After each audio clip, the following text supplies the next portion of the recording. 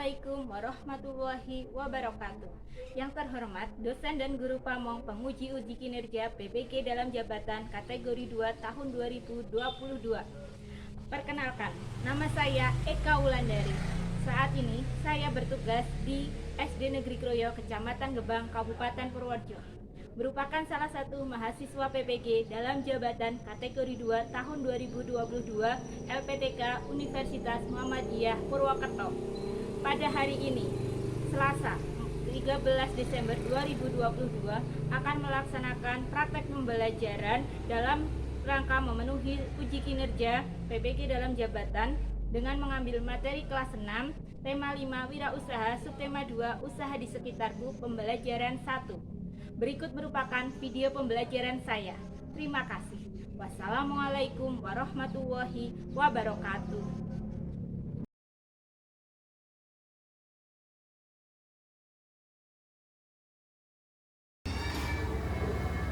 Assalamualaikum warahmatullahi wabarakatuh. Waalaikumsalam warahmatullahi wabarakatuh. Selamat pagi anak-anak. Pagi. Apa kabar hari ini? Alhamdulillah, luar biasa. Allahu Akbar. Alhamdulillah. Untuk memulai pembelajaran hari ini, mari kita berdoa terlebih dahulu. Mas Irwan, tolong dibimbing untuk berdoa. Cakra. Doa mulai.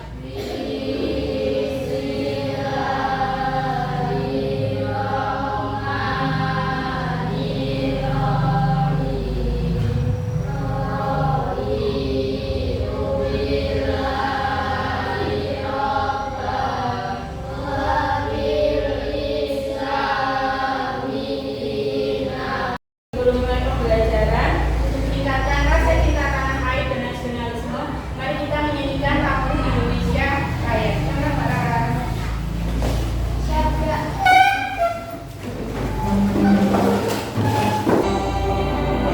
Indonesia tanahku, tanah tumpah darahku. Di sanalah ku berdiri dari Bandung ibu. Indonesia banggaku. Ada yang bisa masuk? Alhamdulillah, semua dalam keadaan sehat. Semoga kita semua dapat belajar.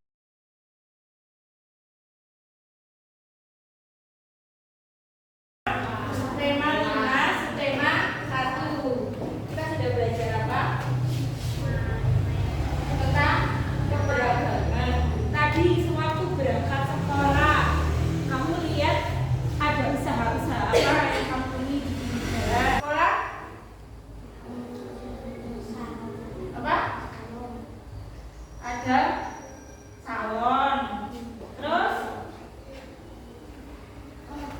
apa lagi?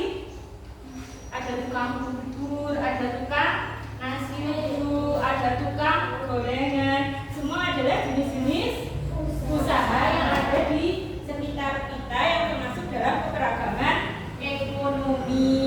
Terus pada pembelajaran yang lalu kita juga sudah belajar tentang formulir, macam-macam formulir ketika kamu akan mendaftar sekolah, mendaftar jadi anggota perpustakaan. Kemudian juga telah mempelajari tentang macam-macam magnet ya. Pada hari ini kita akan mempelajari tentang tema 5 wirausaha, subtema 2 usaha di sekitarku, pembelajaran yang pertama. Jadi kita memasuki subtema baru ya, dengan muatan pelajaran apa saja? IPS, IPA dan bahasa Indonesia. IPS nanti kita setelah mempelajari macam-macam wirausaha, kita akan mempelajari ekspor dan impor. Di IPA kita akan mengenal benda magnetik dan benda magnetik. Kemudian bahasa Indonesia kita nanti akan mengisi formulir daftar hidup. Oke, nah ini kompetensi dasarnya yang harus kalian kuasai. Kemudian tujuan pembelajaran pembelajaran hari ini. Yang pertama, nanti guru akan menyajikan teks pada PPT, kemudian kamu mengidentifikasi posisi dan peran Indonesia dalam ASEAN, terutama di lingkup ekonomi. Kemudian nanti juga setelah itu kalian bisa menyajikan laporan. Yang ketiga, mengamati gambar. Ya, mengamati gambar, lalu kalian akan melakukan percobaan membedakan mana benda magnetik dan non magnetik. Kalian juga akan membuat sebuah laporan. Kelima, guru akan menyajikan video. Kamu dapat mengisi formulir daftar riwayat hidup dengan benar. Nah, ini kita konsep yang kita pelajari. Dan sebelumnya, ayo kita semangat dulu untuk hari ini. Kelas 6. Siap. 1. Yes. Kelompok 2. Oke. Kelompok 3. Semangat. Kelompok 4. Observasi. Kelompok 5. Siap belajar. Semangatnya mana? Tepuk semangat.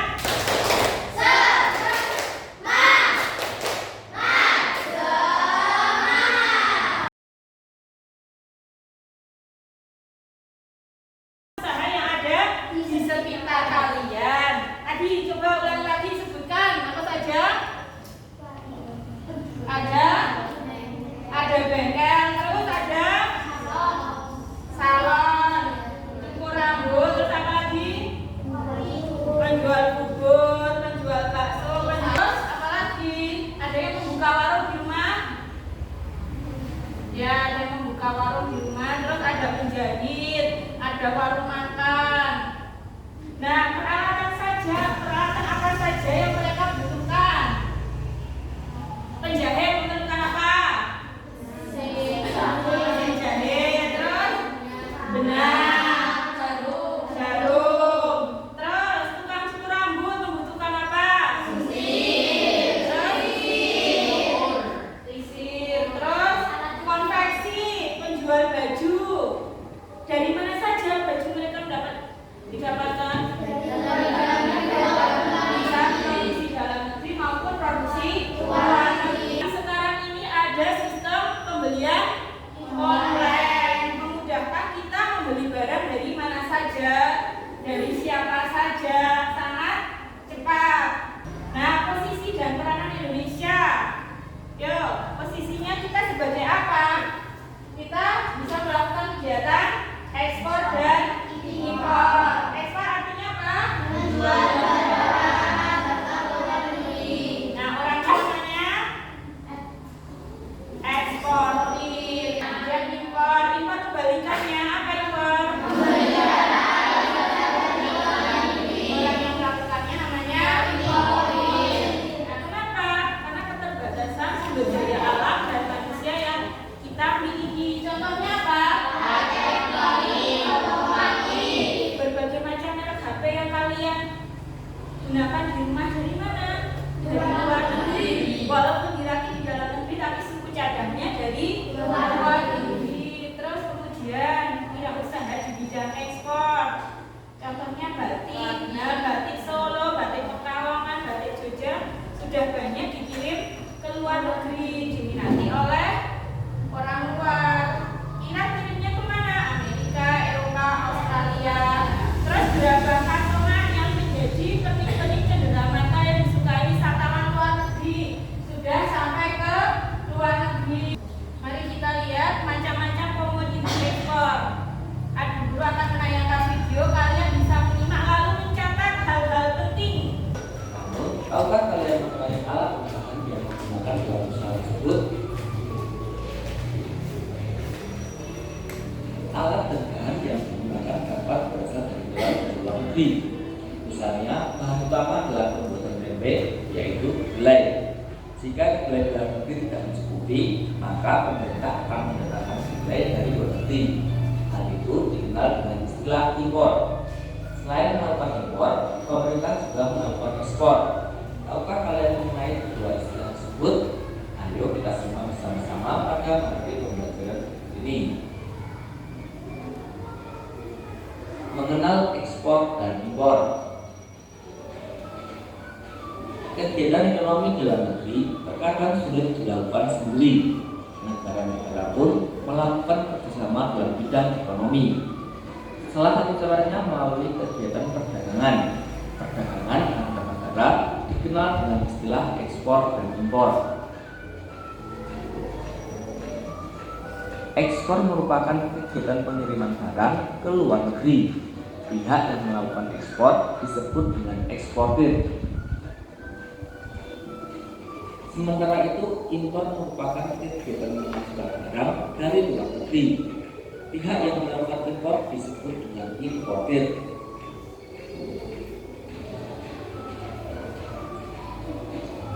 Tahukah kalian tentang sebutan barang ekspor dan impor? Karena dalam kegiatan ekspor dan impor disebut dengan komoditas. Lalu, apa saja komoditas ekspor dan impor Indonesia? Sedangkan komoditas potensial, kerajinan, ikan dan produk perikanan, tanaman obat, minyak asiri, kulit dan produk kulit, masakan olahan, perhiasan, peralatan kantor, minyak nabati, rempah-rempah, alat tulis, kertas, serta peralatan medis. Indonesia mengimpor berbagai macam komoditas. Menurut Kementerian Perdagangan Indonesia, komoditas impor non-migas Indonesia memiliki nilai besar, misalnya bahan kimia organik, kendaraan dan mobilnya, gandum, kapas benda dari besi dan baja, bahan kimia organik plastik dan barang plastik, mesin-mesin atau pesawat mekanik, serta mesin atau peralatan listrik. Selanjutnya kita akan mengenal lebih jauh tentang komoditas ekspor Indonesia. Apakah kalian tahu tentang komoditas ekspor Indonesia? Nah, kita sudah mengetahui macam-macam komoditas ekspor dan impor yang dilakukan oleh Indonesia. Kemudian di antara barang-barang impor tersebut tadi sudah disebutkan, ada peralatan medis, ada kimia, ada mainan. Kalian mengenal jenis mainan ini? Siapa yang mengenal mainan ini? Catur kecil yang terbuat dari magnet. Terus ada juga tenggo, mainan dari magnet yang dibentuk-bentuk. Terus itu adalah magnet, dibuat dari bahan magnet. Apa itu magnet? Benda yang memiliki kemampuan menarik benda-benda lubang. Nah, dengan magnet kita nanti akan bisa membedakan benda-benda mana yang bisa ditarik dan benda-benda yang tidak bisa ditarik dengan magnet. Nah, benda yang dapat ditarik dengan magnet namanya magnetik. Benda yang tidak dapat ditarik namanya magnetik. Nanti kalian akan melakukan percobaan pembuktian benda magnetik dan benda non magnetik dengan bahan-bahan yang sudah kalian siapkan ya. Lalu hasilnya dimasukkan dalam tabel. Nah, benda-benda tadi, benda-benda yang akan kita amati itu dibuat di mana? Di sebuah pabrik. Ada keluarga kalian yang bekerja di pabrik sebagai karyawan. Ada dulu sewaktu masuk, apa syarat yang diperlukan? Mengisi formulir, diantaranya formulir daftar riwayat hidup. Jadi apa itu daftar riwayat hidup?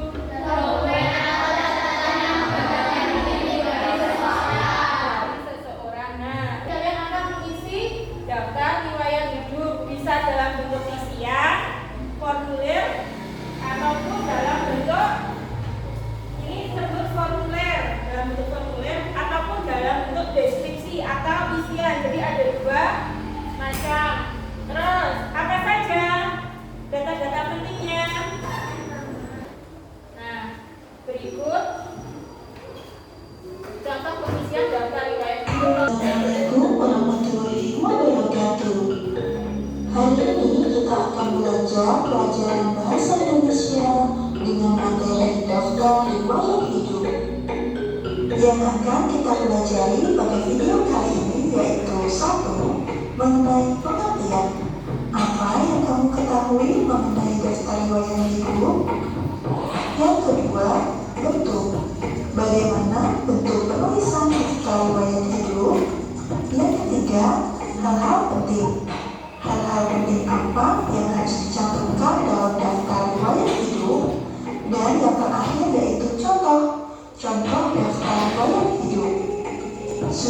Siap belajar bersama?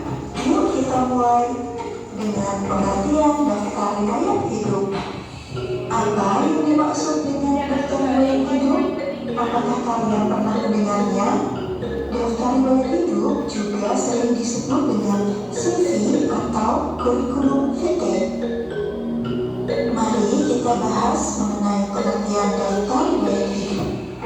Daftar riwayat hidup adalah data yang berisi informasi tentang diri seseorang. Karena setiap orang memiliki riwayat hidup masing-masing, jadi daftar riwayat hidupmu pasti berbeda dengan riwayat adikmu, kakakmu, bahkan orang tuamu. Daftar riwayat hidup ini digunakan untuk keperluan mendaftarkan diri. Misalnya, mendaftarkan diri mengikuti lomba kesenian, menjadi anggota sebuah tim, pengurus suatu kegiatan, atau untuk melamar pekerjaan. Selanjutnya, kita akan membahas mengenai bentuk daftar riwayat hidup. Daftar riwayat hidup memiliki dua buah bentuk. Yang pertama, berbentuk lembaran isian, berisi pertanyaan dan jawaban singkat. Bentuk ini disebut dengan formulir. Kemudian, bentuk yang kedua adalah berbentuk paragraf atau suatu cerita. Bentuk ini yang perlu diketahui oleh orang lain. Dalam daftar riwayat hidup harus ada data pribadi. Cantumkan dalam data pribadi nama lengkap, alamat lengkap, kode pos, nomor telepon, jenis kelamin, tempat dan tanggal lahir, serta kewarganegaraan dan agama. Kamu juga bisa menuliskan bidang yang kamu minati, serta riwayat pendidikan. Tuliskan semua riwayat pendidikan yang pernah kamu tempuh. Jika kamu pernah mengikuti kegiatan ekstrakurikuler dan kegiatan khusus, kamu juga bisa menuliskannya dalam daftar riwayat hidup. Yang selanjutnya harus dituliskan adalah kecakapan.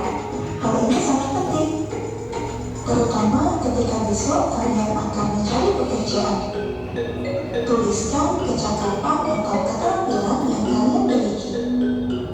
Dan yang terakhir, kalian bisa menuliskan kesimpulan. Informasi yang tercantum dalam daftar riwayat hidup dapat berbeda-beda loh, karena hal tersebut tergantung kepada tujuan kita dan kebutuhan kita dalam membuat daftar riwayat hidup tersebut. Ya. Dan sebelum kita mengerjakan LKPD, kita fokus dulu. Tepuk fokus. Melihat, mendengar, mengingat, fokus. Oke, siap. Terima kasih.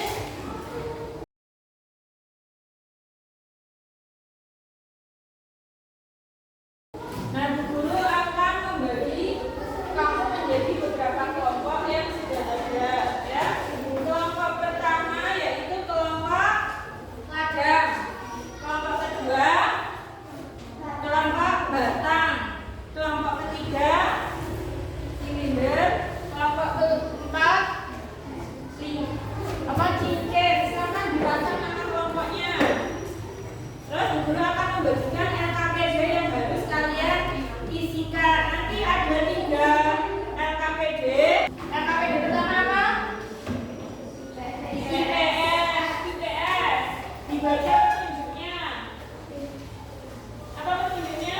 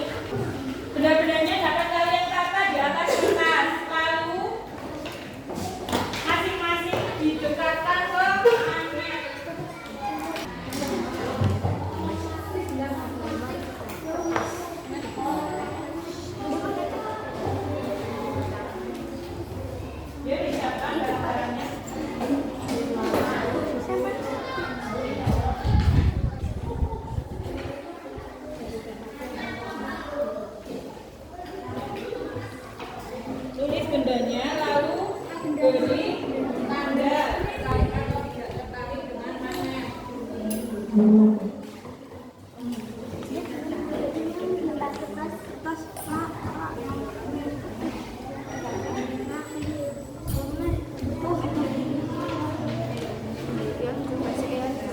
Pensil.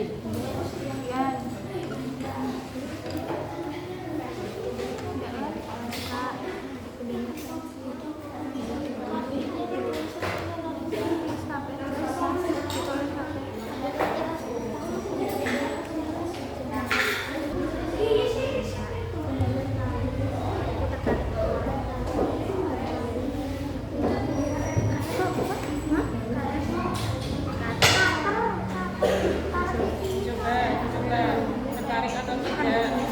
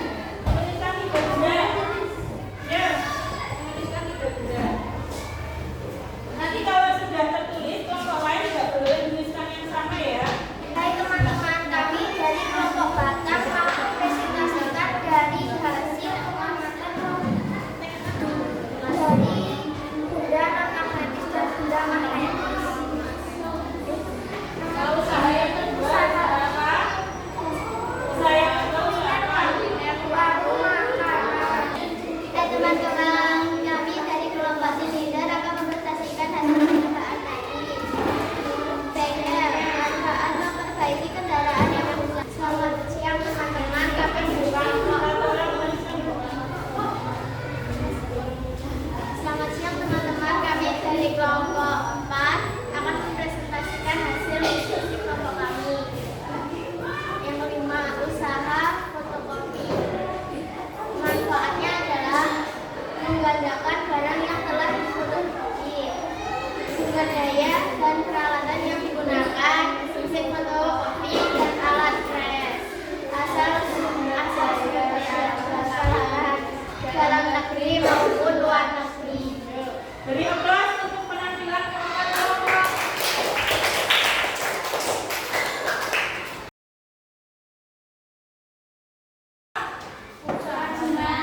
Kerajinan, toko, mebel, menyediakan kebutuhan sehari-hari. Ada apa yang digunakan? Ada mesin gergaji, mesin gerinda, penghalus. Terus dapat dari mana? Kebanyakan mesin-mesin itu dari luar negeri. Kemudian usaha kuliner atau warung makan. Dari perlengkapan itu juga apa saja didatangkan dari luar negeri. Bisa mesin penangan nasi ukuran besar. Kalian sudah melakukan percobaan terhadap 15. Sisir, tertarik atau tidak tertarik? Masuk benda? Pensil? Daun? Kita sudah mempelajari magnet, kita sambil mengingatinya tentang magnet. Ayo kawan, kita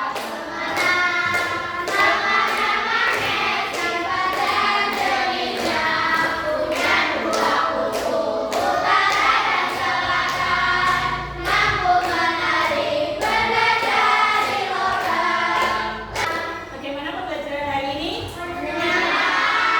Kenapa?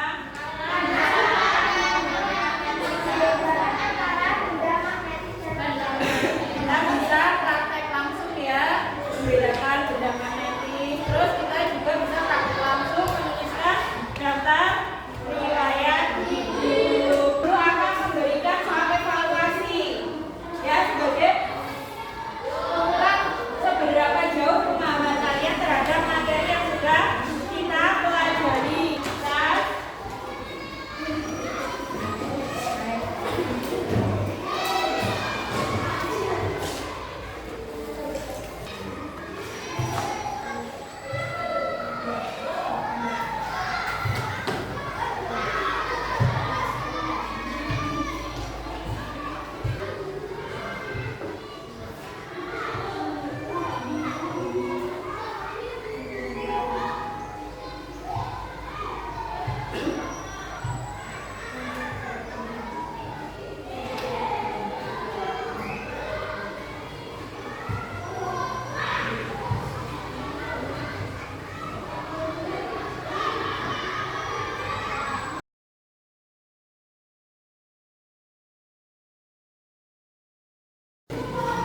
Alhamdulillah pembelajaran hari ini sudah berjalan dengan lancar. Apa saja yang sudah kita pelajari tadi? Yang pertama, ekspor dan impor, usaha-usaha yang ada di sekitar. Apa manfaat kita mempelajari usaha-usaha di sekitar kita? Kita mengetahui berbagai macam usaha keragaman usaha kita. Terus bisa tahu dari mana barang itu berasal. Yang kedua, kita mempelajari apa? Benda magnetik dan non-magnetik. Kalian bisa mengetahui mana yang bisa ditarik magnet dan mana yang tidak bisa ditarik magnet. Apabila kamu menemukan benda-benda itu di sekitarmu, kalian bisa membedakannya. Terus yang ketiga, mengisi formulir nanti kalian pasti akan membutuhkannya baik untuk mendaftar sekolah maupun mendaftarkan pekerjaan. Ada yang ingin ditanyakan untuk pembelajaran hari ini?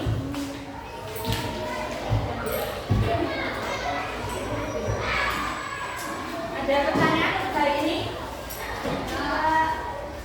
Nah, hasil dari evaluasi ini guru nanti akan gunakan untuk mengetahui pemahamanmu terhadap pembelajaran yang sudah kita lakukan. Untuk yang sudah KKM bisa melanjutkan ke pembelajaran berikutnya. Bagi yang belum KKM, kalian akan melakukan remedi menguji atau mengulang materi kembali. Jangan lupa perbanyak